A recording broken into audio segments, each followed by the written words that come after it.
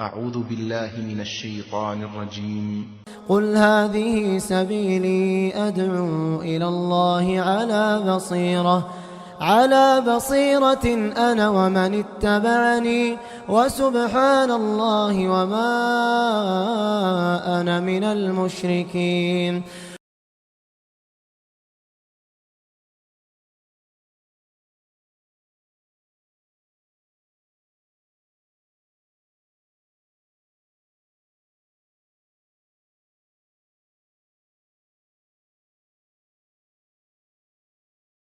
إن الحمد لله نحمده ونستعينه ونستغفره ونعوذ بالله من شرور أنفسنا ومن سيئات أعمالنا من يهده الله فلا مضل له ومن يضلل فلا هادي له أشهد أن لا إله إلا الله وحده لا شريك له وأشهد أن محمدا عبده ورسوله. يا أيها الذين آمنوا اتقوا الله حق تقاته ولا تموتن إلا وأنتم مسلمون. يا أيها الناس اتقوا ربكم الذي خلقكم من نفس واحدة وخلق منها زوجها وبث منهما رجالا كثيرا ونساء واتقوا الله الذي تساءلون به والأرحام إن الله كان عليكم رقيبا. يا أيها الذين آمنوا اتقوا الله وقولوا قولا سديدا يصلح لكم أعمالكم ويغفر لكم ذنوبكم ومن يطع الله ورسوله فقد فاز فوزا عظيما. أما بعد فإن أحسن الكلام كلام الله وخير الهدي هدي محمد صلى الله عليه وسلم وشر الأمور محدثاتها وكل محدثة بدعة وكل بدعة ضلالة وكل ضلالة في النار. وقال الله تعالى في محكم التنزيل الذي خلق الموت والحياة ليبلوكم أيكم أحسن عملا. حمد و ثنا کبریائی اور بڑائی ساری تعریف اس اللہ وحدہ لا شریک کے لیے ہے جس نے سارے کائنات کو پیدا کیا اور سارے نظام کو چلاتے ہوئے آ رہا ہے. لاکھوں درود ہو محمد صلی اللہ علیہ وسلم پر جنہوں نے اس دین کو ہم تک مکمل طور پر پہنچایا اور اس امانت کو ہم تک یہاں پر پہنچایا. بزرگوں، دوستوں، ملت بھائیوں اور ماں اور بہنوں، خطبہ مسنونہ کے بعد میں نے آپ کے سامنے سورہ ملک کی ایک آیت تلاوت کی. اللہ تعالیٰ فرماتا ہے الذی خلق الموت والحیات لیبلوکم ایکم احسن عملا. یقیناً وہ یہ موت و حیات کو اللہ تعالیٰ نے پیدا کیا. وہی پیدا کیا کس کے لیے؟ لیبلوکم ایکم احسن عملا. تم میں سے کون ہے جو بہتر عمل کرے؟ تم میں سے جو بہتر عمل کرنے والا اللہ تعالیٰ آزمانا چاہ رہا ہے. تو الحمدللہ دیکھیے رمضان کا مہینے کی چاند کی خبر ہم سنتے ہوئے آ رہے ہیں. اس کی آمدنی کی تعلق سے ہم سنتے ہوئے آ رہے ہیں کہ ہم اب آخری جمعہ میں ہیں جو ہم رمضان کو رخصت کرنے والے ہیں. رمضان جو باران رحمت لے کر ہمارے پاس آئے وہ پھر واپس نکل رہا ہے. تو اس موقع پر وہ لوگ خوش نصیب ہیں، وہ لوگ بانصیب ہیں جنہوں نے اس رمضان کے مہینے کو پا کر اس میں خوب اللہ نے ان کو توفیق دی کہ عبادت کے ذریعے سے اللہ تعالیٰ کے خوشنودی اور معافی طلب کر لی. اور ان میں سے بعض ایسے بھی ہیں انسانوں میں سے کہ وہ بد نصیب ہیں، محروم ہیں، وہ لوگ جن کو رمضان کا مہینہ پانے کے باوجود بھی اپنے گناہوں کی معافی طلب نہیں کی اور اسے صحیح طور پر استعمال نہیں کیا. وہ محروم ہیں، وہ بد نصیب ہیں. محترم سامعین، بہت ہی کم دن ہے رمضان ہم سے رخصت ہونے والی ہے. تو اس رمضان کا مہینہ مکمل عمل کا مہینہ ہے. اتنا یاد رکھیے کہ رمضان کا مہینہ مکمل عمل کا مہینہ ہے. تو اس رمضان ہمیں یہ سبق سکھاتی ہوئی جا رہی ہے کہ تم جس طرح رمضان میں اللہ کی عبادت کرتے ہوئے اللہ کی بندگی کرتے ہوئے اپنی زندگی گزاری، اسی طرح بقیہ 11 مہینے میں بھی اپنے بندگی کو اسی طرح اپنی زندگی میں بندگی کو گزارنا چاہیے۔ تو محترم سامعین، اس رمضان، اس جمعہ میں ہم اہم 2 چیز ہم دیکھیں گے۔ ہر مسلمان، ہر ایماندار، ہم میں سے ہر شخص یہ 2 چیز مطلوب ہے۔ رمضان جب ہم سے رخصت ہوتا ہے تو ہم سے 2 چیزیں مطلوب کرتا ہے۔ سب سے پہلی چیز، جو کچھ ہم اس رمضان میں عبادت کیے، خواہ وہ نماز کی شکل میں ہو، روزے کی شکل میں ہو، تہجد اور قیام اللیل کی شکل میں ہو، صدقہ خیرات کی شکل میں ہو، لوگوں کے تعاون کرنے کی شکل میں ہو، خواہ کسی بھی عبادت ہو، اس عبادت کو اللہ کے پاس، اللہ کے یہاں شرف قبول سے ہمیں اللہ سے دعا مانگنا چاہیے اور ڈرنا چاہیے کہ اللہ تعالیٰ جو کچھ میں اس زندگی سے رمضان میں عمل کیا، کیا اللہ تعالیٰ یہ عمل مجھ سے قبول کرے گا یا نہیں؟ یہ ڈر ہمیں ہونی چاہیے، یہ خوف ہمیں ہونی چاہیے، کیونکہ یہ ایماندار کی علامت ہے، یہ انبیاء علیہم السلام کی علامت ہے کہ کوئی بھی نیک کام کرنے کے بعد، کوئی بھی صالح عمل کرنے کے بعد یہ ڈرتے تھے کہ اللہ مجھ سے قبول کرے گا یا نہیں۔ ابراہیم علیہ السلام کا واقعہ دیکھ لیجئے۔ ابراہیم علیہ السلام اپنے فرزند اسماعیل کو لے کر اللہ کے حکم سے کعبۃ اللہ کی تعمیر کر رہے ہیں، اللہ کے حکم سے کعبۃ اللہ کی تعمیر کر رہے ہیں، اور ان دونوں باپ اور بیٹے کی زبان سے یہ دعا جاری ہے، ربنا تقبل منا انک انت السمیع العلیم، اے پروردگارا تو اس عمل کو ہم سے قبول کر، کیونکہ تم ساری چیز کو سننے والا اور نیت کا باخبر رکھنے والا ہے۔ تو سبحان اللہ، دیکھیے ابراہیم علیہ السلام کعبۃ اللہ کی تعمیر کر رہے ہیں، کعبے کی تعمیر کر رہے ہیں اللہ کے حکم سے، اور دونوں انبیاء، دونوں باپ اور فرزند ڈر کے مارے کہیں ہمارے پاس یہ جو عمل ہم کر رہے ہیں، ہم یہ شرف قبولیت سے محروم نہ ہو جائے، اتنا ڈرتے تھے۔ اسی لیے ابن کثیر رحمہ اللہ نے اس آیت کی تفسیر میں سلف کا واقعہ ذکر کرتے ہیں کہ جب بھی یہ سلف الصالحین یہ دعائیں پڑھتے ہیں، ابراہیم علیہ السلام اور اسماعیل علیہ السلام کی دعائیں پڑھتے ہیں تو زار و کتار رونے لگتے ہیں۔ ہمارے بزرگ جب یہ آیتیں پڑھتے ہیں تو زار و کتار رونے لگتے ہیں اور کہتے ہیں کہ خلیل الرحمن تبنی بیت الرحمن وتخاف الا يقبل عمل۔ خلیل الرحمن، رحمان کا خلیل، رحمان کے حکم سے رحمان کا گھر بنا رہا ہے اور ڈر ہے کہ ان کے عمل قبول کے شرف قبول سے محروم ہوگا۔ تو محترم سامعین، ہمیں سب سے پہلا کام یہ کرنا چاہیے کہ ہم جو کچھ عبادت کیے ہیں اس رمضان میں، خواہ وہ کسی بھی ناحیے سے ہو، مالی ہو، جسمانی ہو، اپنے نفس کے کنٹرول ہو، سارے چیزوں کی اللہ کے پاس ہمیں اللہ کے پاس دعا کرنا چاہیے کہ اللہ اس عبادت کو قبول کر لے۔ کوئی سوال آ سکتا ہے آپ کے ذہنوں میں، اللہ تعالی ہمارے اعمال کو کیسے ضائع کرے گا؟ اللہ تو ہمارے عمل کو قبول کرنے والا ہے، ذرہ برابر بھی اگر کوئی نیک عمل کرتا ہے تو باقاعدہ اس کا اجر دیا جائے گا۔ اللہ نے فرمایا پھر کیوں یہ ڈر کہ قبول ہوگا یا نہیں، پھر کیوں یہ خوف کہ اللہ ہمارے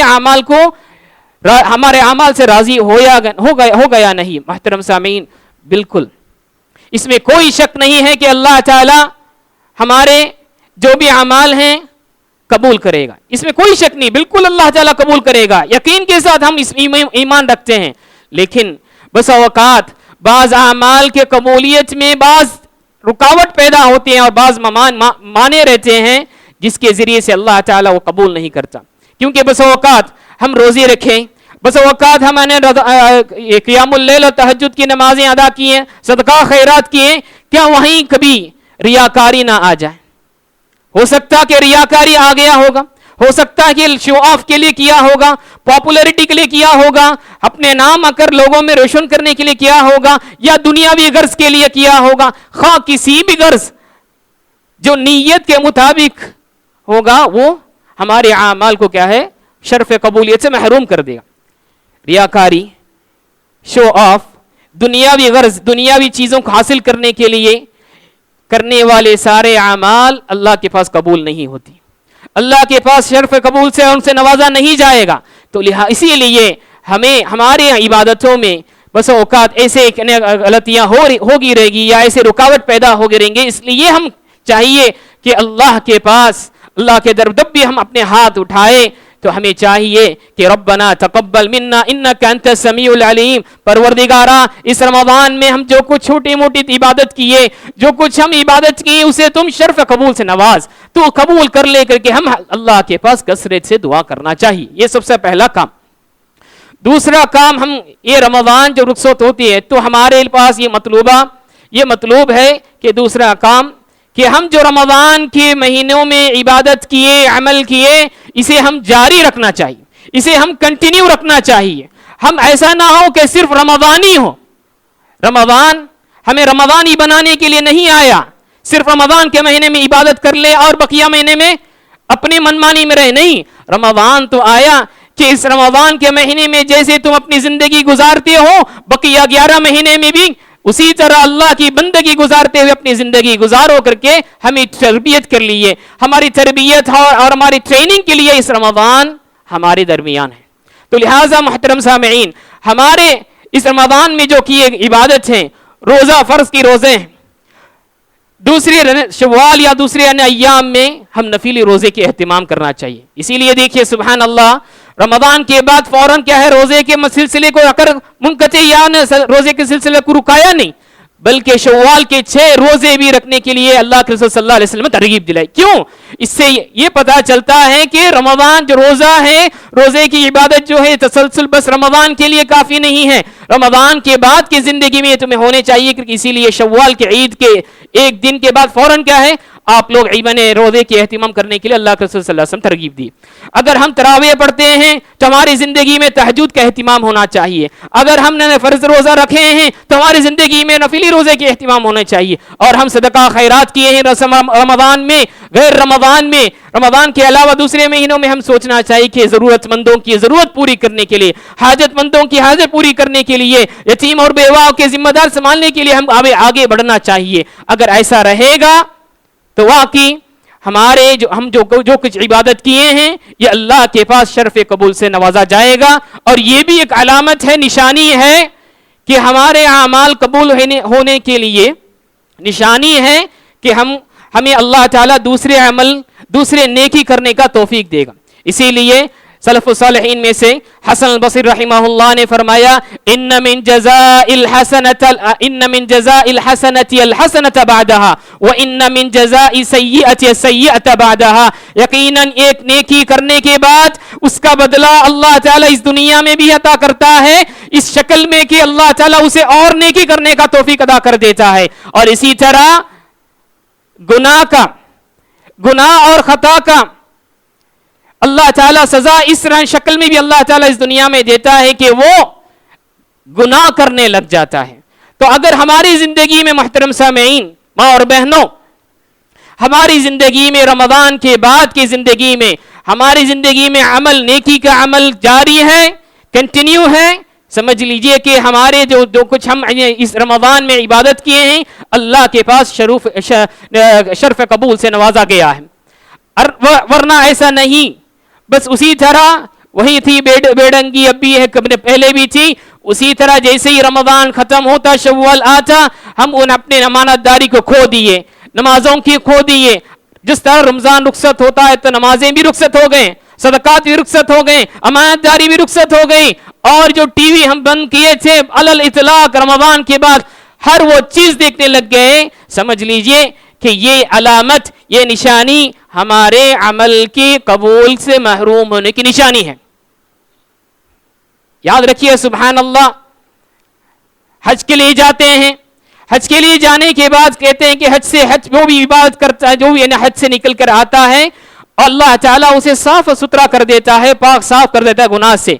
اور اس کی علامت قبول ہوئی یا نہیں اس کے بعد کی زندگی اسے بتاتی ہے کہ وہ واقعی اس حج کے سفر سے اپنی زندگی کو بدلایا, تبدیلی پیدا کیا نہیں, اپنی زندگی میں ٹرننگ پوائنٹ لے کر آیا نہیں کر کے تبھی جا کر پتا چلتا کہ حج مبرور ہوا. اسی طرح ہر وہ نیکی کرنے کے بعد اللہ تعالیٰ ہمیں نیکی کو کرنے کے اللہ تعالیٰ آگے بڑھاتا ہے. تو سمجھ لیجئے کہ ہمارے اعمال, ہمارے پہلے جو کیے نیکی وہ قبول ہو چکی ہیں.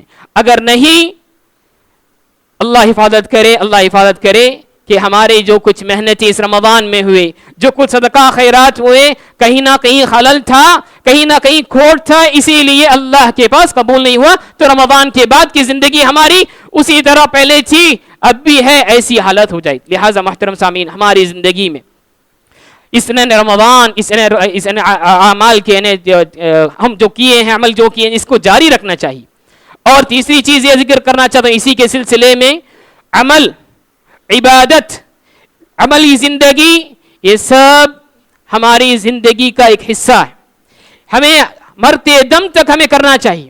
ہمارے اندر جب تک سانسوں کی سفر رہے گی، ہمارے جسموں میں جب تک سانسوں کی سفر جاری رہے گی، عبادت کا سفر ہمیں جاری کرنا چاہیے، رکھنا چاہیے. اللہ کے رسول صلی اللہ علیہ وسلم کو سبحان اللہ اتنے جلیل قدر سے اللہ کے رسول جنہیں انبیاء میں سے سردار ہیں، ان کے پچھلے اور اگلے سارے گناہیں معاف کر دی گئی ہیں. اس کے بعد بھی اللہ تعالیٰ نے ان کو حکم دیتا وَاعْبُدْ رَبَّكَ حَتَّى يَأْتِيَكَ الْيَقِينُ، اے محمد تم اللہ کی عبادت کرتے ہوئے، تیرے پروردگار کی عبادت کرتے ہوئے آؤ یہاں تک کہ تمہیں موت آ جائے.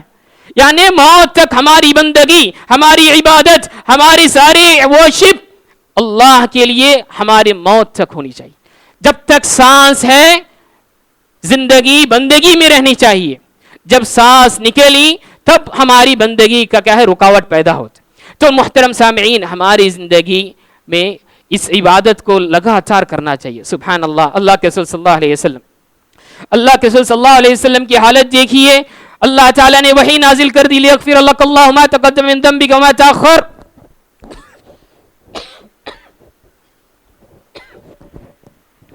اللہ نے آپ کے پچھلے اور اگلے سارے گناہ معاف کر دیے. تو ان کے تہجد کا حالت دیکھیے، ان کے قیام اللیل کی دیکھیے، رات میں اٹھ کر لمبی لمبی رکعتیں کرتے، نماز ادا کرتے ہیں، یہاں تک کہ پیروں کیا ہے سوج جاتی ہیں، موٹے ہو جاتے ہیں پیر.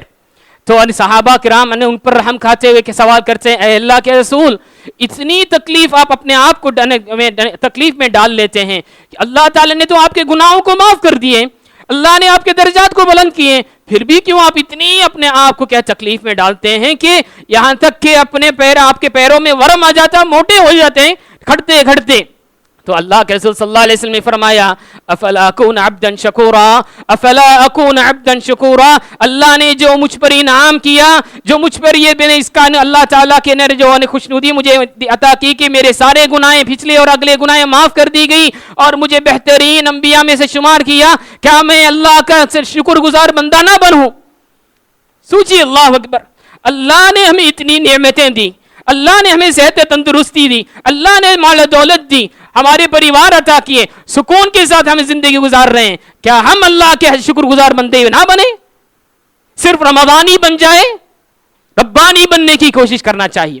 یہ ساری چیز ہم میرے لیے بھی صحیح، ہم سب کے لیے صحیح کہ ہم رمضانی نہ بنے، رمضان کی عبادت کرنے والے نہ بنے، ربانی بنے، اللہ کی عبادت کرنے ہر ہمیشہ ہمیں ہونا چاہیے. سبحان اللہ. اللہ کے رسول کے سجدے کو دیکھیں گے، اللہ کے رسول صلی اللہ علیہ وسلم سجدے میں رہتے ہیں، اتنا گڑ گڑاتے ہیں، روتے ہیں.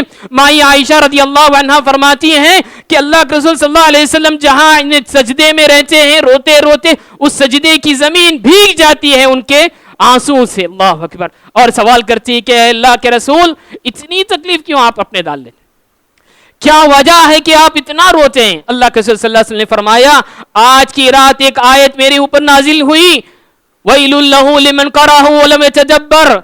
اس آدمی کے لیے ہلاکت ہو جو اس آیت کو پڑھا اور اس پر غور نہیں کیا. پھر اللہ کے رسول صلی اللہ علیہ وسلم نے آیت سورہ آل عمران کی آیتیں تلاوت کرتے ہیں، ان فی خلق السماوات والارض واختلاف الليل والنهار لآیات لأولی الالباب الذین یذکرون اللہ قیاما وقعودا وعلى جنوبهم ویتفکرون فی خلق السماوات والارض ربنا ما خلقت هذا باطلا سبحانك فقنا عذاب النار. یقیناً اس نے آسمان اور زمین کو پیدا کرنے میں اور دن اور رات کی تبدیلی آنے جانے میں عقل مندوں کے لیے نصیحت ہے، عقل مندوں کے لیے اس میں عبرت ہے.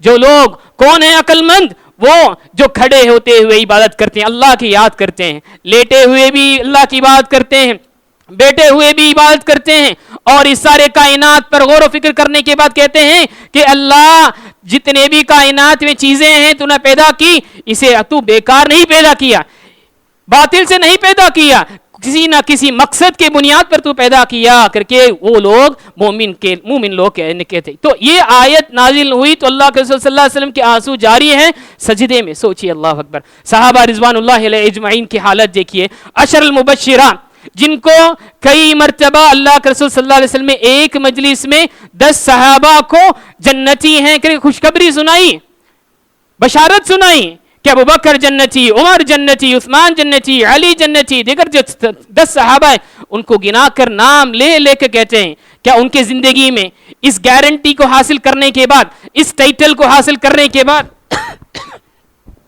ان کی زندگی میں تبدیلی آئی؟ کیا وہ عبادتوں میں پیچھے رہ گئے؟ نہیں محترم سامعین، وہ تو کہ سبحان اللہ جنت کی بشارت پانے کے بعد اور عبادت میں لگے اور اللہ سے ڈرنے لگے. سبحان اللہ، ایسی ہونی چاہیے. رمضان پانے کے بعد، رمضان میں ہم اپنے آپ کو، اپنے جسم کو، اپنے نفس کو ہم کنٹرول کرنے کے بعد، تربیت دینے کے بعد، اسے ٹیون کرنے کے بعد پھر ہم کھول چھوڑ دیں رمضان کے بعد، پھر ایسے ہی کھول کے چھوڑ دیں؟ نہیں محترم سامعین، ہمیں تو چاہیے کہ اللہ کا شکر ادا کرتے ہوئے اللہ نے ہمیں توفیق دی کہ ہم میں سے کئی لوگوں کو اللہ کی بات کرنے کے لیے اس رمضان میں موقع دیا، تو لہٰذا ہم اپنی عبادتوں میں اپنے آپ کو کیا ہے عبادت کی زندگی میں جاری کرنا چاہیے. کبھی چھٹی نہیں ہے. ویکیشن ہوں گے، سمر کے لیو ہوں گے، گورنمنٹ جاب کے لیے، سکولز کے لیے، کالج کے لیے، سارے لوگوں کے لیے لیو رہیں گے، لیکن ایک انسان، ایک مسلمان کو اپنی عبادت، اللہ کی بات کرنے میں کوئی لیو نہیں، کوئی چھٹی نہیں. ایک یہ چیز اگر ہمیں ذہن میں رکھنی چاہیے کہ ہر ہمیشہ اپنی بندگی کو، اللہ کی بندگی میں اپنی زندگی کو گزارنے کی کوشش کرنا چاہیے. جب جا کر اللہ واقعی ہمارا رمضان، اللہ نے جو ہمیں عطا کی اس رمضان کو ہمیں صحیح طور پر استعمال کی. اسی طرح محترم سامعین، آخری چیز میں ذکر کرنا چاہتا ہوں، یہ جو عمل ہے، جو نیکی ہے، جو عبادت ہے، یہی ہمارے آخرت کے زاد توشہ ہے. یہی ہمارے آخرت کے سفر کے لیے اس نے بہت بڑا ایک ذریعہ ہے. اس لمبی سفر کے لیے تنہا کرنا پڑے گا، کوئی ساتھ نہیں دے گا، بہت لمبی سفر ہے. اس سفر میں ہمیں مدد کرے گی تو ہمارے اعمال ہی ہیں، ہمارے نیک اعمال ہمارے ساتھ ہوں گے. سبحان اللہ. احمد کی حدیث میں، مسند احمد کی حدیث میں براء ابن عازب رضی اللہ عنہ نے فرمایا کہ اللہ کے رسول صلی اللہ علیہ وسلم نے قبر کی زندگی کے تعلق سے لمبی حدیثیں فرمائی. اس میں آخری میں اللہ کے رسول صلی اللہ علیہ وسلم فرمایا جو مؤمن، جو بندہ نیک تھا اس دنیا میں، جو اللہ کی عبادتوں میں اپنے آپ کو مصروف رکھا، ویسے آدمی جب تنہائی میں رہے گا اپنے قبر میں، برزخ کی زندگی میں، تو ایک خوبصورت نوجوان کی شکل میں ایک آدمی آئے گا اور اسے تسلی دے گا. وہ بندہ سوال کرے گا کہ تم کون ہو؟ اس تنہائی میں مجھے سہارا دینے کے لیے تم کون ہو خوبصورت چہرے والے؟ میں سمجھتا ہوں کچھ بشارت لے کر آئے ہوں. تو وہ نوجوان کہے گا انا عملک الصالح، میں تمہارا نیک عمل ہوں جو دنیا میں تم نے کی، جو دنیا میں تمہارے نفس کو قابو میں کر کے اللہ کی عبادت میں اپنی زندگی اللہ کی بندگی میں گزاری. اللہ نے تمہارے وحشت کو دور کرنے کے لیے، تمہاری تنہائی کو دور کرنے کے لیے اللہ نے مجھے بھیجا ہے. سبحان اللہ. دیکھیے کتنی بڑی چیز. اسی طرح جو انسان بدکار ہوگا، جو انسان اللہ کی نافرمان کرتے ہوئے زندگی گزارے گا، وہ اس خبر کی زندگی میں پریشان رہے گا، تاریکی میں، خبر کی تاریکی میں بہت پریشان رہے گا. اس وقت بدصورت شکل، بدبودار انسان آئے گا. وہ انسان تنہائی میں خود پہلے سے ڈرا ہوا، اور اسے دیکھتے اور ڈر پیدا ہو جائے گا اور کہے گا کہ تو کون ہے جو مجھے میرے وحشت میں اور اضافہ کرنے کے لیے، میرے ڈر میں اور اضافہ کرنے کے لیے آیا؟ کون ہے تو وہ کہے گا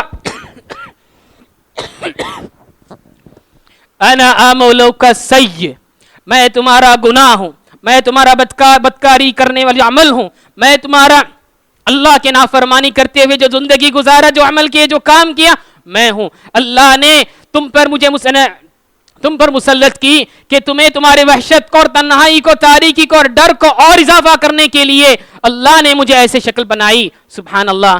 دیکھیے محترم سامعین کہ ہماری زندگی میں عمل کتنی ضرورت چیز ہے. اسی لیے علی رضی اللہ عنہ فرماتے ہیں کہ ارتحلت الدنیا مدبرا وارتحلت الآخرہ مقبلا ولکل منہما بنون فکونوا من ابناء الآخرہ ولا تکونوا من ابناء الدنیا فالیوم عمل ولا حساب وغدا حساب ولا عمل. علی بن ابی طالب رضی اللہ عنہ نے فرمایا کہ اس دنیا چلتی ہوئی جا رہی ہے، پیچھے ہم سے کیا ہے، ہم سے کیا رخصتی ہوتے ہوئے جا رہی ہے. وقبلت الآخرۃ مقبلا، آخرت ہم سے قریب ہوتے ہوئے آ رہی ہے. اور ان سارے لوگوں کے دنیا اور آخرت کے سارے چاہنے والے ہیں، دنیا کے چاہنے والے بھی ہیں، آخرت کے چاہنے والے بھی ہیں. تو علی رضی اللہ عنہ کہتے ہیں کہ فَكُونُوا مِنْ أَبْنَاءِ الْآخِرَةِ، تم آخرت کیوں چاہنے والے بنو، دنیا کے چاہنے والے مت بنو. فَالْيَوْمَ عَمَلٌ وَلَا حِسَابٌ، آج کے دن عمل کر لو، حساب کتاب نہیں ہے اس دنیا میں. آج کے دن تمہیں عمل کرنا ہے، یہاں پر حساب و کتاب نہیں ہوگا. آج کے دن تم عمل کر لو، حساب نہیں. کل کے دن حساب ہوگا، عمل کا موقع نہیں ملے گا. محترم سامعین، اس کا ہمیں خیال کرنا چاہیے. لہٰذا اس رمضان میں ہم جو کچھ عبادت کیے ہیں، اللہ کے پاس اسے شرف قبول کے نوازنے کے لیے اللہ کے پاس کثرت سے دعا کریں، اور اس نے جو کچھ عمل ہم کیے ہیں اسے ہماری زندگی میں جاری رکھیں، اسے باقی رکھیں، اور ہماری زندگی ہر وقت اللہ کی بندگی میں گزارنے کی ہمیں کوشش کریں.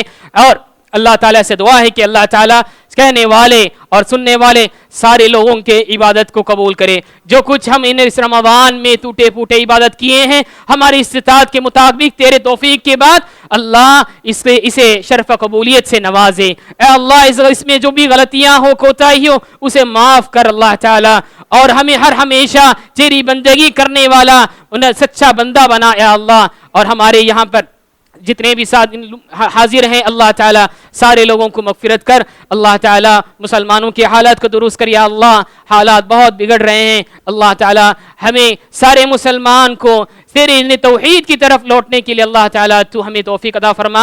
سارے لوگ ایک چیز میں اللہ اور اللہ کے رسول صلی اللہ علیہ وسلم کے بتائے ہوئے راستے پر چلنے کی اللہ تعالیٰ ہمیں توفیق عطا فرمائے.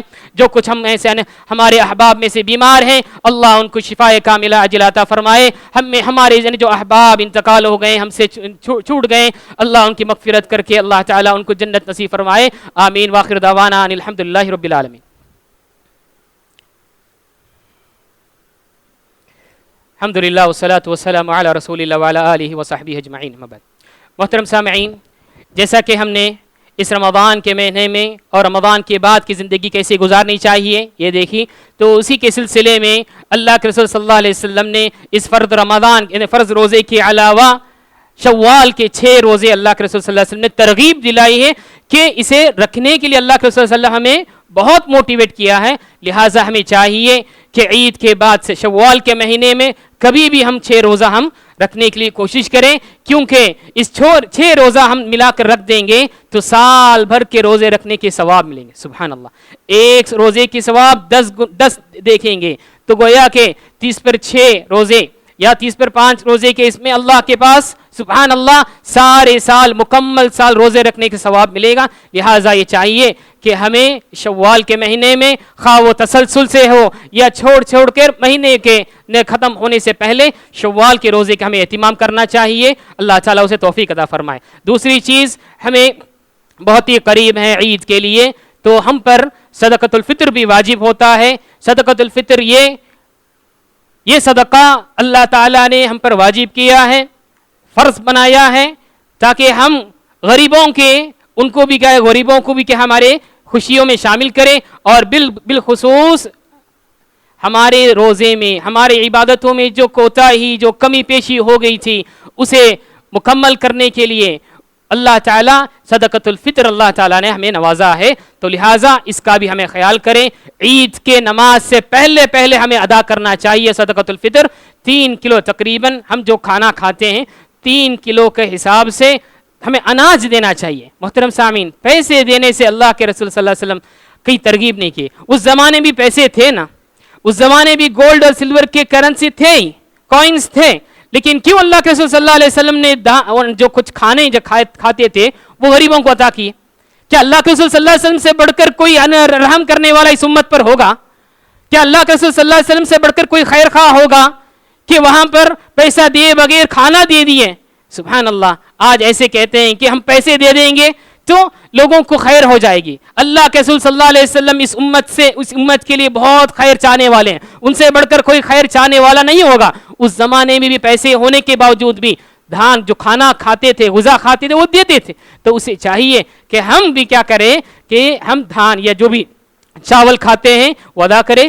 3 کلو ہر فرد کے لیے، چھوٹا بچہ بھی ہو، اگر عید سے پہلے بھی، علماء اکرام کہتے ہیں عید سے پہلے بھی اگر نو مولود نیا بچہ پیدا ہو جائے اسے بھی ہمیں ادا کرنے کی کوشش کرنا چاہیے، کیونکہ سلف میں بعض لوگ اس کا اہمیت اہتمام کرتے تھے. لہذا سارے لوگوں کا ہمیں اسے صدقۃ الفطر ادا کرنا چاہیے. پھر بھی میں کہتا ہوں ہمیں جو کھانا کھاتے ہیں، جو غذا کھاتے ہیں وہ دینا چاہیے. پیسے دینے سے کیا ہے ہماری ذمہ داری ختم نہیں ہوتی. ہاں ایسے تنظیم ہے یا ایسے کوئی آرگنائزیشن ہے جو آپ کے پاس رقم لیتی ہے اور وعدہ کرتی ہے اور امانت دار ہیں کہ وہ دھان پہنچائیں گے یا چاول پہنچائیں گے عید سے پہلے ہی، تو ضرور کیا ہے اس میں بھی آپ اس کا ادا کر سکتے ہیں. عید سے نماز عید سے پہلے ہمیں ادا کرنا چاہیے. علماء اکرام نے 1 یا 2 دن کے پہلے بھی کیا ہے ادا کرنے کے لیے چھٹی اجازت دی ہے. لہٰذا اس کا ہم خیال کریں. اللہ تعالیٰ کہنے والے سننے والے سارے احباب کے اللہ تعالیٰ روزے کو، قیام اللیل کو، تراویح کو، صدقہ و خیرات کو اللہ تعالیٰ قبول کرے، اور ہر ہمیشہ اللہ تعالیٰ ہمیں اس کی بندہ بن کر رہنے کی اللہ تعالیٰ میں توفیق عطا فرمائے. آمین. وآخر دعوانا الحمدللہ رب العالمین. واقیموا الصلاۃ.